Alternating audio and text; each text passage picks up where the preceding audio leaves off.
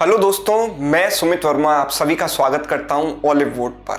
इस सेशन में हम सीखेंगे वन टाइम रिमूवल रिप्लेसमेंट की बहुत ही शानदार टेक्निक, जिससे सवाल सॉल्व होंगे चुटकियों में।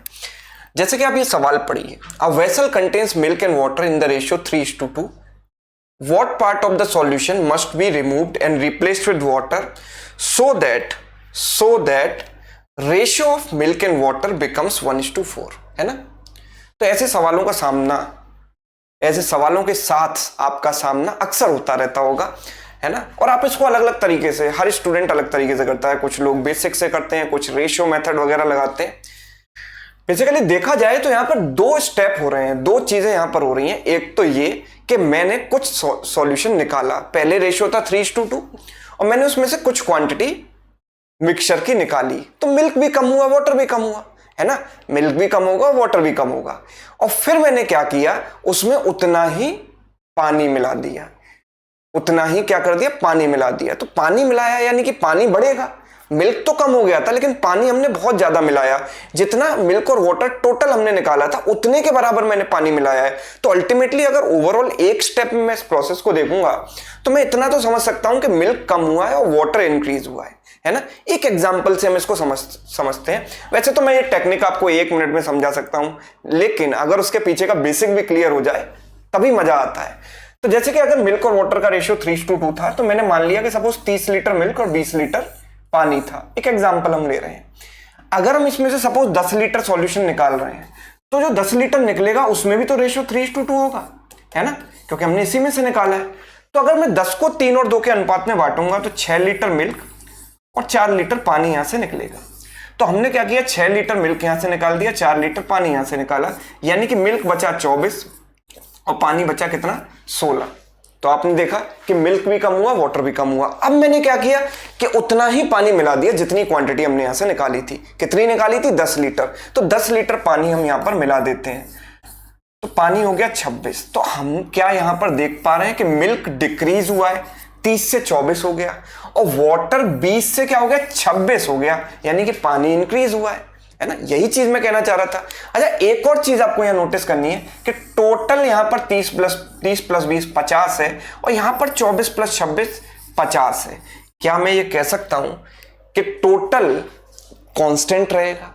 यस, क्योंकि जितनी क्वांटिटी हम मिला रहे हैं उतनी ही रिप्लेस कर रहे हैं। दैट मीन्स टोटल हमारा क्या रहेगा, कांस्टेंट रहेगा। बस इसी बात का फायदा हम उठाएंगे और निकालेंगे इसका एक शॉर्ट मेथड। देखिए, मिल्क और वाटर का रेशियो था 3:2। यस, मिल्क एंड वाटर का जो रेशियो था इनिशियली 3:2 था, और अब कितना बन गया रिमूवल रिप्लेसमेंट के बाद, 1:4 बन गया। क्या हम कह सकते हैं कि टोटल कांस्टेंट रहना चाहिए? तो टोटल हम यहां पर देख रहे हैं 3 + 2 5 है, यहां पर भी 1 + 4 5 है, ऑलरेडी कांस्टेंट है। अगर सेम नहीं होगा तो बनाएंगे, अगले एग्जांपल में वैसा भी देखेंगे, लेकिन फिलहाल तो ये सेम है। 3 और 2 5 और 1 और 4 5। तो हमने क्या किया कि हमने यहां पर देखा कि मिल्क कितना कम हुआ है, 2 पार्ट कम हुआ है। यस, कितने में से, 3 पार्ट में से, यानी कि हम ये कह सकते हैं कि मिल्क में कमी आई है 2/3 की। अच्छा, अगर ये भी एक कॉन्सेप्ट आप समझिए कि अगर मैं टोटल सॉल्यूशन में से सपोज 40% सॉल्यूशन निकाल लेता हूं, तो मिल्क भी 40% कम होता है, वाटर भी 40% कम होता है। अगर टोटल में से मैं 1/2 पार्ट निकाल लेता हूं, तो मिल्क भी 1/2 कम होगा और वाटर भी 1/2 कम होगा, है ना। दिस इज अ फैक्ट, है ना। तो हम ये कह रहे हैं कि यहां पर मिल्क अगर 2/3 कम हुआ है, तो ओवरऑल में से भी हमने कितना पार्ट रिमूव किया है, 2/3 ही रिमूव किया है। और यही मेरा आंसर है, इसके अलावा तो मुझे कुछ करना ही नहीं है। सिंपल, बस टोटल को कांस्टेंट बनाना है और ये देखना है कि ये कितना पार्ट कम हुआ है टोटल में से। एक और एग्जांपल देखिए, a vessel is filled with water and syrup. Water और सिरप का जो रेशियो था वो कितना था, 3:5। 3:5। How much of the mixture must be drawn off and replaced with water so that mixture becomes half water and half syrup? आधा water और आधा सिरप हो जाए, मतलब दोनों इक्वल हो जाए, 1:1 का रेशियो हो जाए, है ना। 1:1 इक्वल हो गए दोनों, राइट। अच्छा, मैंने यहां पर क्या रिप्लेस किया, पानी से रिप्लेस किया है। दैट मीन्स पानी बढ़ेगा और सिरप कम होगा, टोटल कांस्टेंट रहेगा। तो मैं यहां देख रहा हूं कि टोटल है 3 + 5 8, और यहां पर है 1 + 1 2। तो ये 8 है और ये 2 है, तो इसको अगर मैं 4 से मल्टीप्लाई कर दूंगा तो ये कितना बन जाएगा, 4:4, राइट। इसको हटा दीजिए, तो यहां पर देखिए कि ये भी 8 हो गया और ये भी टोटल 8 हो गया। तो यहां पर अगर मैं सिरप देखूंगा तो कम हुआ है, देखो कितना कम हुआ है, एक पार्ट कम हुआ है, कितने में से, 5 में से, यानी कि 1/5 टोटल सॉल्यूशन हमने क्या किया, रिमूव एंड रिप्लेस, 1/5। यही हमारा आंसर है। यही पूछा, how much of the mixture must be drawn of and replace with water, तो 1/5 यानी 20% मिक्सचर हमने रिमूव करके रिप्लेस किया है। ठीक है, एक और एग्जांपल देखिए, a jar contains mixture of 2 liquids A and B in the ratio 7:5। तो भाई जार में A और B का जो रेशियो है वो कितना है, 7:5 है। 18 लीटर मिक्सचर हमने ड्रॉन ऑफ किया, मतलब निकाल दिया, और उसके बाद उसमें उतना ही हमने B मिला दिया, तो A और B का रेशियो बन गया 7:9।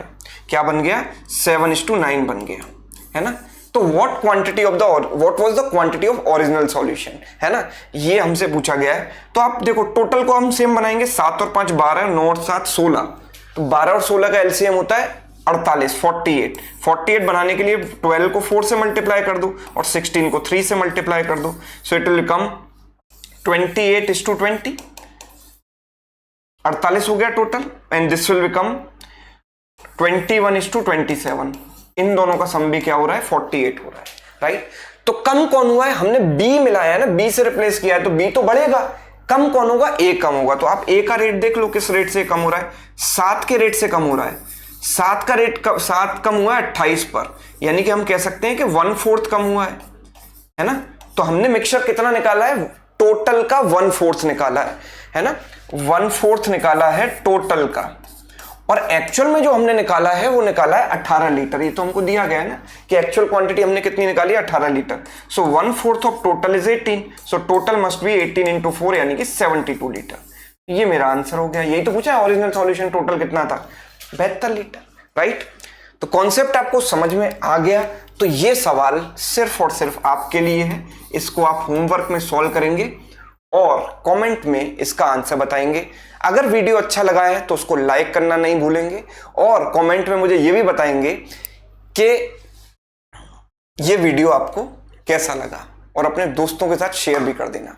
Thank you so much.